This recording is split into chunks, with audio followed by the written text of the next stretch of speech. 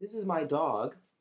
She won't be present for the class, but it might be useful to you to know when enrolling that I have a dog and that she's lovely. And her name is Sally.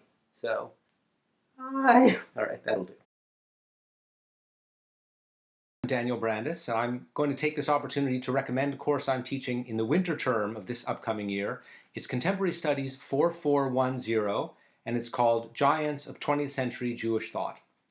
This is a course I've taught 3 or 4 times before, and each time I switch it up a little bit and I make a different thinker the center of the course. And this year I plan to have Franz Kafka occupy that center. So the course will begin with about 4 weeks of Kafka. We'll look at a number of his short stories and his great novel, The Trial. And then following that, I'm going to look at 3 great 20th century Jewish thinkers, all of whom were seminal thinkers in their own right, but all of whom revered Kafka. And these are Walter Benjamin, Gershom Scholem, and Hannah Arendt. Scholem and Benjamin had a now famous debate about the meaning of Kafka's literature. They both thought of him as a kind of a prophet, and they invested his work with a kind of sanctity, usually reserved for holy books.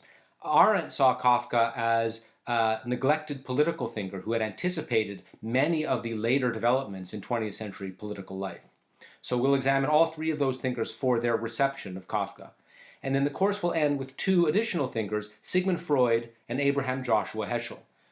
Freud's been examined in many classes, but he's rarely treated as a Jewish thinker. So in this course, we're going to look at what makes Freud such an influential and vexing figure in the Jewish tradition. And the course will end finally with Abraham Joshua Heschel, a great thinker, a neglected thinker in my opinion, and his marvelous book, The Sabbath. So these are the texts and the thinkers we'll be looking at. I vigorously recommend the class to you, and I hope you'll consider taking it. Thank you.